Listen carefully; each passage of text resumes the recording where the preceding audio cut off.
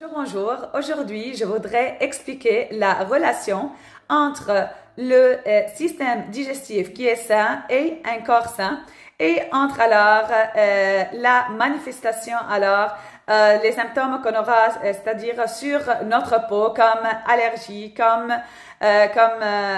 eczéma, comme psoriasis et autres aussi.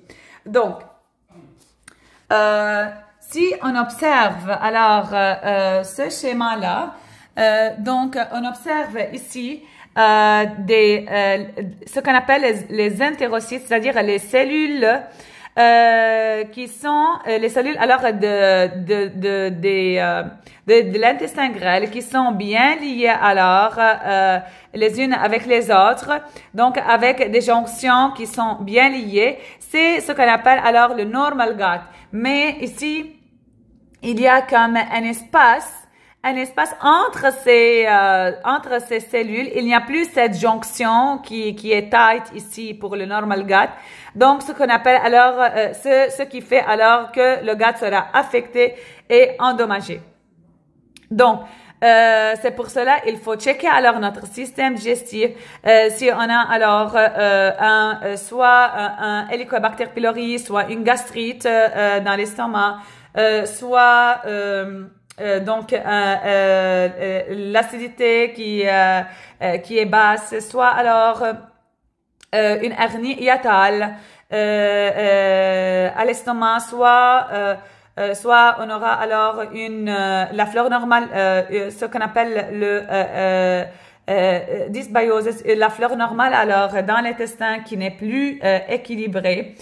Soit alors on aura le overgrowth, le SIBO, c'est-à-dire le small intestinal overgrowth bacteria, ou bien le SIFO, c'est quand on a le candida et les champignons qui seront là, au dépend de la bactérie qui est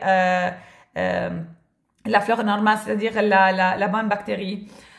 Donc, quand on a tous ces symptômes, quand on a aussi le symptôme du côlon irritable, quand on a une constipation et surtout qui est chronique, il y a beaucoup de causes, pas mal de causes qu'on aura et aussi quand on a aussi une médication aussi qui est chronique comme des anti-inflammatoires, comme hormonothérapie, des antibiotiques.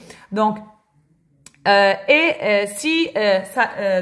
si on mange, si on a ces problèmes, un de ces problèmes, et si on mange quelque chose qui est qui est plein de bactéries, alors on aura une intoxication. Donc ou bien si on a comme j'ai nommé le SIBO ou le SIFO, ou bien une constipation, ou bien. Donc ce qui fait que quand on mange tout ce qui est bactéries, tout ce qui est virus, tout ce qui est micro-organismes, pénètre entre ces cellules-là et au lieu que les intestins grêles dans le normal gut, par ces entérocytes qui ont des jonctions qui ont bien liées les unes des autres et leur fonction c'est d'absorber les nutriments. Donc, on a les particules des aliments, les micro-organismes qui sont là, qui pénètrent dans le sang, dans le bloodstream, et on aura beaucoup de symptômes comme la migraine, parfois aussi itching avec la migraine, des douleurs articulaires, joint pains, de l'eczéma, le côlon irritable, IBS, le bloating, ballonnement, donc sensibilité aux aliments, donc des allergies, des infections. Suite, donc notre immunité sera aussi affectée. Et alors, on aura surtout aussi puisque notre immunité est affectée, on aura alors ce qu'on appelle l'auto-immune diseases, comme le Hashimoto, le lupus, le rheumatoid arthritis, Crohn's, l'alopécie, le psoriasis. Donc, c'est pour cela, il faut alors, moi, j'aimerais alors travailler avec, selon alors une approche holistique, car tout est lié. Donc, si vous avez quelque chose, écrivez alors, écrivez-les dans les commentaires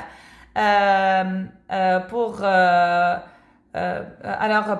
nous donner aussi vos expériences. Et alors pour